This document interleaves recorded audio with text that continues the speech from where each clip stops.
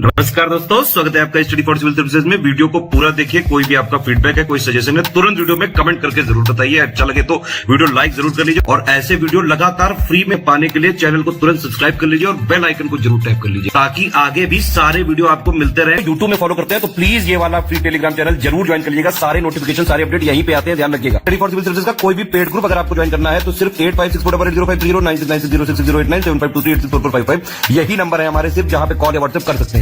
Instagram पे हमारा page जरूर फॉलो कर लीजिएगा, स्टडी फॉर सिविल .सर्विसेज है। ट्विटर पे हमको जरूर फॉलो कर लीजिएगा, @study for civils है। सारे क्वेश्चन अटेम्प्ट करिए और स्कोर अपना तुरंत कमेंट करके बताइए। नमस्कार दोस्तों, स्वागत है आपका स्टडी फॉर सिविल सर्विसेज में। आरओ एग्जामिनेशन के लिए हम पेड क्विजेस भी अब देख रहे हैं लगातार, ठीक है। पिछले 3-4 वीडियो हो चुके हैं, आप उसको देख सकते हैं, नीचे प्लेलिस्ट में मिल जाएंगे आपको। और आपको अगर आरओ एग्जाम में एडमिशन लेना है तो नीचे उसके नंबर भी, कॉन्टैक्ट डिटेल्स डिस्क्रिप्शन बॉक्स में है, वहाँ पे कॉन्टैक्ट कर लीजिए, ठीक है। पूरी इन्फॉर्मेशन आपको वहाँ से मिल जाएगी, ठीक।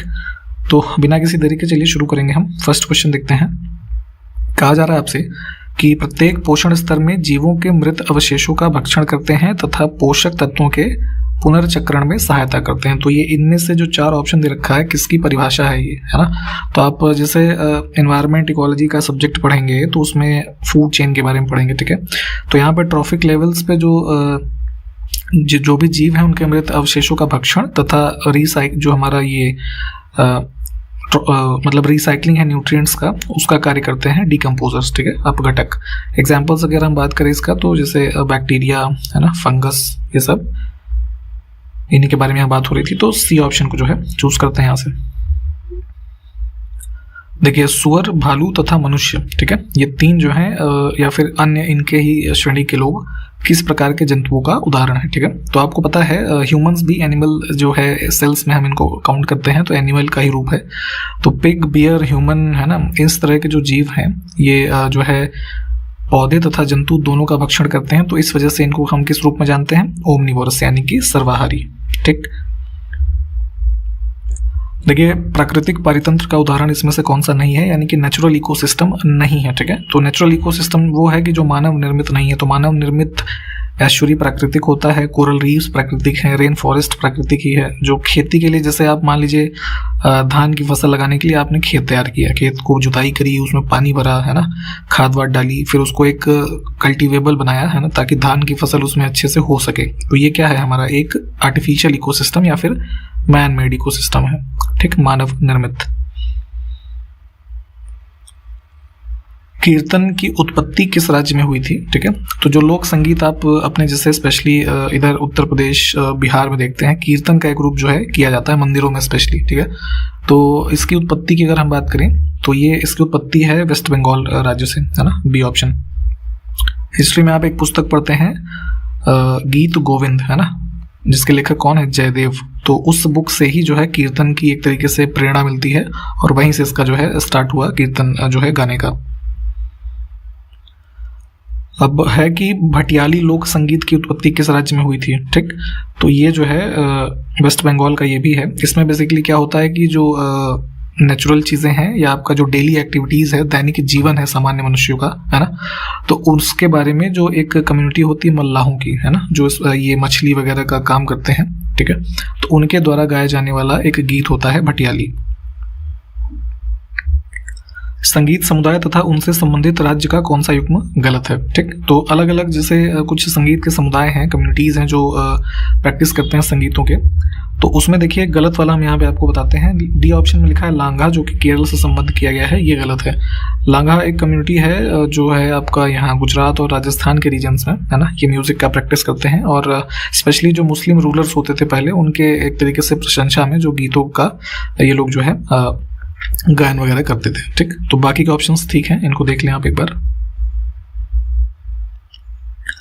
निम्नलिखित में से कौन सा युग्म सही सुमेलित नहीं है, ठीक है। तो देखिए, कुछ राग लिखे हैं और वो किसके प्रतीक हैं, है ना, या उनका मनोभाव क्या है, रस क्या है ना, वो लिखा हुआ है।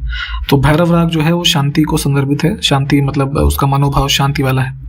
दीपक राग जो है वो करुणा से संबंधित है। मेघ राग जो है वो साहस का प्रतीक है, ठीक है। और मालकौंस जो है हर्ष लिखा हुआ है, ये गलत है। बेसिकली जो भी राग होते हैं हिंदुस्तानी, जितने भी राग आप पढ़ते हैं, ठीक है, तो उनका कुछ समय होता है गाने का, ऋतुएं होती हैं और उसका मनोभाव क्या है। तो मालकौंस की अगर हम बात करें तो ये बेसिकली गाया जाता है मध्य रात्रि के समय, है ना। और ऋतु अगर हम बात करें इसका कि किस सीजन में गाते हैं, तो शीतकालीन जो समय होता है उसमें गाते हैं। और ये जो है वीरता को, है ना, संदर्भित करता है, इसका मनोभाव, है ना, वीरता वाला है। ठीक, तो ये गलत है। देखिए अभी आपको बताया ऊपर कि राग जो होते हैं उनके गाने का समय होता है, ठीक है, तो उसी संदर्भ में कौन सा युग्म यहाँ पे सुमेलित नहीं है। तो देखिए इसमें गलत हो जाएगा आपका ये मेघ राग जो है ना, भोर, तो ये बेसिकली देर रात के समय गाते हैं इसको, ठीक है, ये गलत हो जाएगा। इसको यहाँ से चुनेंगे सी ऑप्शन। ठीक, ये साहस को जो है संदर्भित करता है, ये आपको पता होना चाहिए।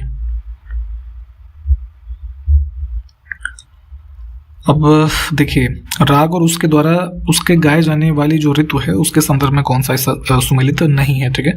तो अभी कुछ के बारे में तो खैर ऊपर के 2 प्रश्नों में आपको बताया गया है। इसमें हम अगर देखें तो जो हिंडोल है ना, इसमें लिखा है कोई भी ऋतु, ये गलत हो जाएगा। हिंडोल बेसिकली गाते हैं आपका जो है बसंत ऋतु में, है ना। बाकी के विकल्पों को देखेंगे, ठीक है। निम्नलिखित में से कौन सी एक चना की किस्म नहीं है, ठीक है। ग्राम यानी कि जो चना की फसल होती है, तो अभी जैसे ये इसी सीजन में जैसे बुआई अभी चना की हुई है भारत में, तो अब जो बीज भारत में प्रचलित हैं उसमें से देखें तो गौरव, अजय, अतुल, है ना, पूसा और पतंजी, ये सब करके जो है इसके वैरायटीज होते हैं चना की। इसमें रचना जो है ये मटर की एक किस्म है, जिसमें रचना, स्वर्ण बेला, स्वर्ण रेखा, ऐसे जो है ये वैरायटीज होती हैं इसकी। ठीक, राष्ट्रीय बागवानी परिषद की स्थापना 1984 में की गई और इसका मुख्यालय कहाँ पर है ये बताना है, ठीक है। तो उद्यान विज्ञान के संदर्भ में ये सब चीज़ें जैसे आपके सिलेबस में दी हुई हैं, ठीक। तो ध्यान रखेंगे 1984 में इसकी स्थापना हुई और ये हरियाणा के गुरुग्राम में स्थित है, ठीक है, बी ऑप्शन। एक प्रश्न का आंसर ये बताइए आप लोग, इंटरनेशनल सोलर अलायंस जो है ना, इसका एक फाउंडिंग मेंबर रहा था भारत, तो इसका मुख्यालय जो है वो कहाँ पर स्थित है। निम्नलिखित में से कौन सा आभासी फल का उदाहरण है, यानी कि फॉल्स फ्रूट, ठीक है। तो देखिए ऐसे प्रश्न भी आते हैं ट्रू फ्रूट और फॉल्स फ्रूट के भी, ठीक। तो देखिए इसमें बेसिक डिफरेंस ये होता है कि जैसे जो ट्रू फ्रूट है यहाँ पे और फॉल्स फ्रूट, देखिए इधर, तो फॉल्स फ्रूट जैसे इसमें पूछा गया है तो एग्जांपल तो है इसका सेब यानी कि एप्पल। और इसमें होता क्या है कि जैसे जो फल का जब विकास होता है ना, तो अब जैसे पुष्प हुआ, ठीक है, उसमें आपके पेड़ में, ठीक।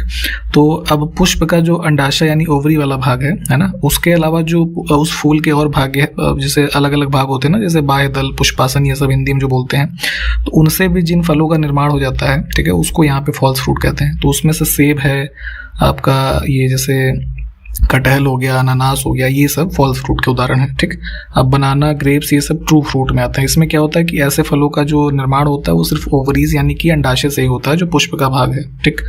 तो ये बेसिक सा डिफरेंस है। डिटेल में पढ़ना चाहें तो एक बार पढ़ लीजिएगा आप लोग।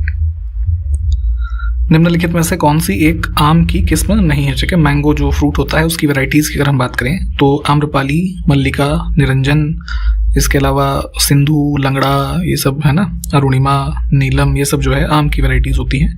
ललित जो है वो एक रिसेंटली डेवलप्ड वैरायटी है इसकी, अमरूद की, ठीक।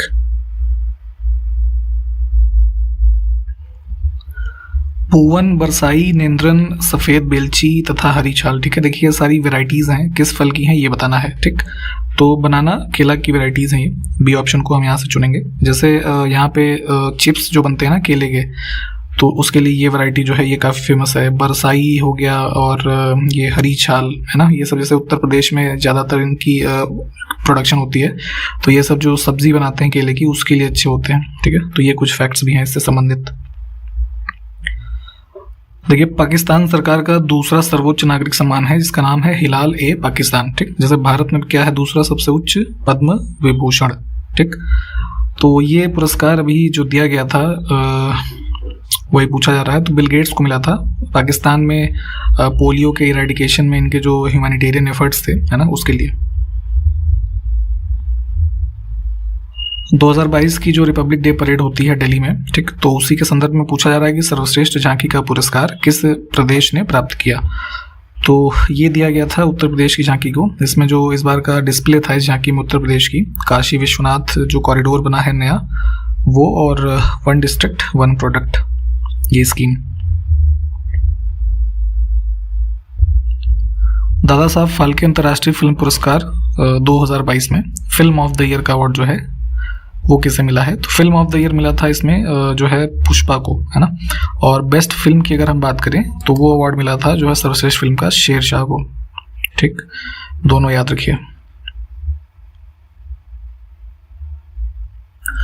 फियरलेस गवर्नेंस पुस्तक का लेखक का नाम बताना है। ठीक है, तो ये डॉक्टर किरण बेदी को आप जानते ही होंगे, इनकी पुस्तक है, B option. How to prevent the next pandemic, ये इस पुस्तक के लेखक का नाम बताइए। ठीक, तो कोरोना के बाद जो है कोविड-19 पैंडेमिक जो 2 साल लगभग चला, तो उसी के संदर्भ में एक पुस्तक लिखी बिल गेट्स ने, how to prevent the next pandemic. देखिए निम्न में से कुछ पुस्तक तथा उसके लेखक का कौन सा युग्म सही सुमेलित नहीं है। तो अभी हाल के दिनों में ये देखिए यहाँ 4 विकल्पों में पुस्तकें लिखी हैं, ये प्रकाशित हुई। तो इसमें गलत है आपका जो है अ नेशन टू प्रोटेक्ट, है ना, सी ऑप्शन। इसमें उमा दास गुप्ता लिखा है, ये गलत है। ये पुस्तक के लेखक थे, इनका नाम है प्रियम गांधी और मोदी, है ना, बड़ा बढ़िया नाम है देखिए। तो इनकी पुस्तक है ये। बाकी के विकल्प ठीक है, इनको पढ़ के देख लीजिएगा एक बार। एप्पल बाउल ऑफ इंडिया, है ना, सेब की टोकरी कह लीजिए हिंदी में, तो किस राज्य को ये कह के संदर्भित किया जाता है? हालांकि प्रोडक्शन के मामले में देखेंगे तो जम्मू कश्मीर लीडर है सेब के, परंतु हिमाचल प्रदेश जो है इसको कहा जाता है एप्पल बाउल। अब यहाँ पे देखिए कौन सा युग्म सही सुमेलित नहीं है। ठीक, तो देखिए बड़े अच्छे अच्छे ऑप्शंस हैं कि गरीबों का सेब जो है वो किस फल को कहते हैं, तो ये होता है अमरूद। ठीक है, फिर है अंगूर की किशमिश वाली जो किस्म होती है ना, अंगूर की कई सारी किस्में होती है, जैसे किशमिश बनता है, शराब बनाने वाली किस्म अलग होती है, तो यहाँ पे ये वैरायटीज होती हैं इसकी। ठीक है, फलों का राजा आम को मैंगो को कहा जाता है। राष्ट्रीय केला अनुसंधान केंद्र कटक में नहीं है, ये जो है त्रिची में, ठीक, तमिलनाडु में। अगर कटक की बात करें तो वहाँ पे वो है आपका जो राइस रिसर्च इंस्टीट्यूट है ना, ये स्थित है। पारिस्थितिकी दक्षता को सर्वप्रथम इसमें से किसने परिभाषित किया? ठीक है, तो इकोलॉजी जब आप पढ़ेंगे तो वहाँ पे आप ये ट्रॉफिक लेवल्स के संदर्भ में जो एफिशिएंसी होती है ना, उसी के बारे में यहाँ पे पढ़ेंगे। तो इसको सबसे पहले डिफाइन किया था लिंडमैन ने 1942 के अराउंड, है ना, इकोलॉजिस्ट थे। सी ऑप्शन को चुनेंगे। और जैसे एनर्जी का 10% रूल काफ़ी इंपॉर्टेंट है इस संदर्भ में, आप इसको जो है पढ़िएगा। ठीक, नेक्स्ट है एनर्जी पिरामिड, यानी ऊर्जा पिरामिड की बात हो रही है, तो इसका स्ट्रक्चर कैसा होता है? ठीक है, तो आप यहाँ पे जो एनवायरनमेंट में है ना अलग अलग जैसे स्ट्रक्चर्स पढ़ते हैं इकोसिस्टम के संदर्भ में, तो ऊर्जा पिरामिड की अगर हम बात करें तो ये हमेशा जो है सीधा होगा, ऑलवेज अपराइट। ऑप्शन ए को चुनेंगे। इसमें जैसे थोड़ा देख लेते हैं, यहाँ नीचे प्राइमरी जो प्रोड्यूसर्स होते हैं, ठीक, फिर जैसे कंज्यूमर्स प्राइमरी, फिर ऐसे जो सेकेंडरी आ जाएंगे, फिर टर्शरी, और फिर टॉप जो होते हैं कंज्यूमर्स, है ना, ये सब। तो ऐसे कुछ होता है। इसको थोड़ा डिटेल में इन सारी चीज़ों को, टर्म्स को आप प्लीज़ अपने नोट्स वगैरह में से पढ़ते रहें। विश्व की सबसे ऊंची पर्वत श्रेणी इसमें से कौन सी है? ठीक, तो देखिए माउंटेन रेंजेस जितनी भी विश्व में है, सबसे ऊंची के रेफरेंस में हिमालय ही आएगा, क्योंकि माउंट एवरेस्ट जो है इसी पे स्थित है। हाईएस्ट एलिवेशन इसी का है 8848.86 मीटर्स। ठीक, तो दैट इज वाई यहाँ पे बी करेक्ट हो जाएगा हमारा आंसर। हिमालय की सबसे बाहरी श्रृंखला को इसमें से क्या कहते हैं? ठीक है, तो हिमालयन रेंजेस के बारे में जैसे आप जब पढ़ते हैं तो देखिए सब इधर जैसे ट्रांस हिमालय से देखते हैं जो तिब्बत का रीजन है, ठीक है, फिर ग्रेट हिमालय, ठीक, फिर ये जो मिडिल हिमालय का रेंज आता है, और फिर सबसे ये बाहरी हिमालय जो है शिवालिक। ठीक, तो इसी की बात हो रही है, तो ये करेक्ट हो जाएगा बी, सब हिमालय या शिवालिक इसको कहते हैं। अब मिडिल हिमालय की जो रेंज है उसमें देखिए सबसे ज़्यादा लंबी श्रृंखला कौन सी है? ठीक है, तो अगर देखेंगे इन सब में से तो सबसे लंबी श्रृंखला इसमें से है पीर पांजाल की। ठीक, बी, सी ऑप्शन। अब भारत में जितने भी प्रकार के पर्वत हैं तो सबसे न्यूएस्ट की अगर हम बात करें तो ये कौन सा है? तो ये शिवालिक ही है। ठीक, फोल्ड माउंटेन का उदाहरण है आपका ये, डी ऑप्शन यहाँ से करेक्ट हो जाएगा। देखिए हिंदू धर्म का एक पवित्र स्थल है कैलाश पर्वत। ठीक, आप इसको जानते होंगे, भगवान शिव से संदर्भित किया जाता है इसको। तो ये इसमें से किस पर्वतमाला के पश्चिमी हिस्से में स्थित है? ठीक, तो जाहिर सी बात है चूंकि ये तिब्बत के रीजन में आता है, चाइना में, तो यहाँ पे हमारी ये ट्रांस हिमालय की जो है ये सीरीज है, तो बी ऑप्शन जो है ये करेक्ट हो जाएगा। भारत का अधिकांश कोयला गोंडवाना क्षेत्र से प्राप्त होता है, तो यहाँ से कोयले का कौन सा प्रकार जो है सर्वाधिक मात्रा में प्राप्त होता है। ठीक, तो देखिए विंध्यन रेंजेस की जो चट्टानें हैं उसके बाद आप देखेंगे तो गोंडवाना रेंज का जो ये निर्माण है ये टाइम पीरियड आता है इसका। ठीक, तो इसमें इसको जो है कोल रिच रेंजेस भी कहते हैं, और इसमें देखेंगे तो जितने भी प्रकार के यहाँ कोयले लिखे हुए हैं इसमें सबसे ज़्यादा इसमें जो मिलता है आपको ये बिटुमिनस मिलता है। ठीक, ऑप्शन ए करेक्ट होगा। निम्नलिखित पहाड़ियों को दक्षिण से उत्तर दिशा की ओर व्यवस्थित करना है। ठीक है, तो यहाँ पे आप देखेंगे टॉप ऑफ द मतलब नॉर्थ इंडिया में तो सारी रेंजेस जो है ये यहीं पे स्थित हैं। तो अब उत्तर से दक्षिण का क्रम या फिर दक्षिण से उत्तर का क्रम दोनों पूछा जाता है आपसे। ठीक है, तो सबसे दक्षिण में आपको मिलेगा यहाँ पे क्या, पीर पांजाल। ठीक, फिर जास्कर, फिर लद्दाख, फिर काराकोरम, है ना। तो KLZP इसका ऐसे कोड होता है नॉर्थ टू साउथ। तो सी ऑप्शन जो है ये करेक्ट हो जाएगा। नेक्स्ट है कि द्रव्यमान के संदर्भ में कौन सा कथन असत्य है। ठीक, यानी मास की बात हो रही है तो इसका यूनिट होता है kg, न्यूटन लिखा है, ये गलत हो जाएगा। बाकी के विकल्प ठीक है, इसको देख लीजिए आप। इसमें देखिए तो जो है गलत कुछ भी नहीं है, डी ऑप्शन चूज करेंगे, सभी सही हैं। ठीक है, भार के संदर्भ में आप जानते ही हैं कि पृथ्वी का जैसे जो गुरुत्वाकर्षण बल है जो किसी वस्तु पे लगता है वही भार होता है, और बाकी सारी ये तीन चीजें जो स्टेटमेंट यहाँ लिखे हैं ये सब ठीक है। विश्व आर्द्र भूमि दिवस 2 फरवरी को मनाया जाता है, तो यह दिवस पहली बार जो है किस वर्ष में मनाया गया ये बताना है। तो वेटलैंड्स जो होते हैं जैसे अब आप पढ़ते हैं ना इसको, तो कुछ कुछ वेटलैंड्स जो नोटिफाइड है एज रामसर साइट्स, है ना।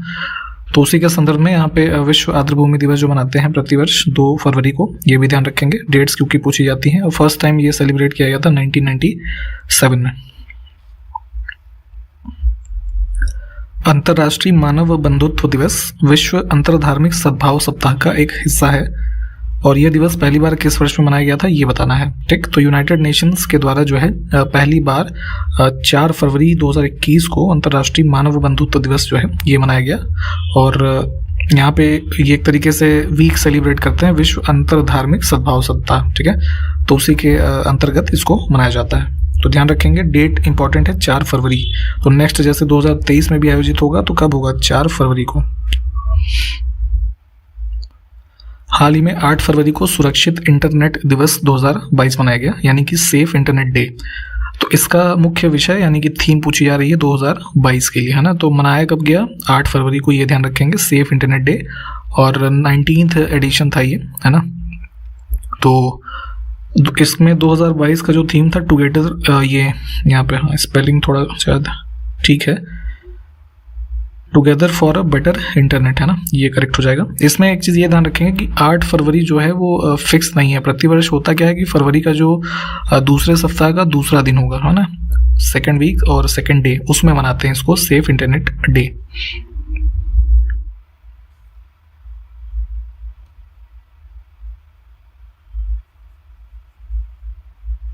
ठीक, स्पेलिंग का भी ध्यान रखिएगा।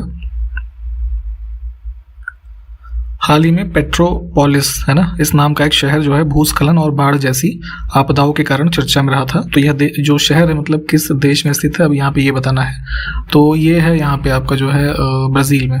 ठीक, ये फरवरी 2022 की घटना है, इसमें जो है काफ़ी जो है इससे समस्या हुई थी, भूस्खलन और बाढ़ जैसी समस्याओं से लगभग 100 से ज़्यादा लोगों की मृत्यु भी हो गई थी। देखिए इसमें से हिमाचल प्रदेश का जो कौन सा जिला है जो कि एक आकांक्षी जिला है, एस्पिरेशनल डिस्ट्रिक्ट प्रोग्राम जो आप ये पढ़ते हैं ना नीति आयोग के अंतर्गत, तो फरवरी 2022 में भारत का 100वां हर घर जिला ये बना था। ठीक है, तो जल जीवन मिशन जो है उसके अंतर्गत यहाँ पे ये हर घर जल वाला डिस्ट्रिक्ट का जो है डिक्लेरेशन किया गया। तो इसमें ये है चंबा, है, तो चंबा बना 100वां हर घर जिला। आप ये बताइए कि पहला जिला जो है वो कौन सा था। इनमें से किस देश में एक जगह पर 3 साल के बच्चे में वाइल्ड पोलियो का एक नया मामला पाए जाने के बाद वाइल्ड पोलियो के प्रकोप की घोषणा की गई है। ठीक है, तो देखिए पोलियो के कई सारे टाइप्स हैं, तो उनमें से एक है वाइल्ड पोलियो जो कि ये अफ्रीका के रीजन में काफ़ी ज़्यादा जैसे फैला हुआ था। तो अभी अगस्त 2020 में अफ्रीका को WHO के द्वारा डिक्लेयर किया गया था, है ना, इंडिजिनसली जो वहाँ के पोलियो के टाइप्स हैं उनसे फ्री। ठीक है, परंतु अभी रिसेंटली फिर से ये केस जो आया है तो ये इसमें संबंधित है मलावी, है ना, बी। तो ध्यान रखेंगे इसको।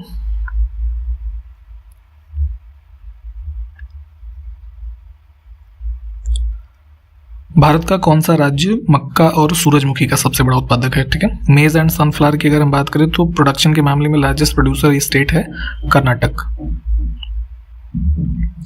देखिए, एग्रीकल्चरल प्रोडक्शन से संबंधित फैक्ट्स आते रहते हैं लगातार, तो उसी के क्रम में यहाँ पे इस मतलब इनमें से किस एक फसल का महाराष्ट्र राज्य जो है सबसे बड़ा उत्पादक राज्य नहीं है। ठीक, तो सबसे लार्जेस्ट प्रोड्यूसर इन दिए हुए ऑप्शंस से देखेंगे तो महाराष्ट्र है कॉटन का, सोयाबीन, तूर की जो दाल होती है, मस्टर्ड का नहीं है। मस्टर्ड में सबसे लार्जेस्ट प्रोड्यूसिंग स्टेट है राजस्थान।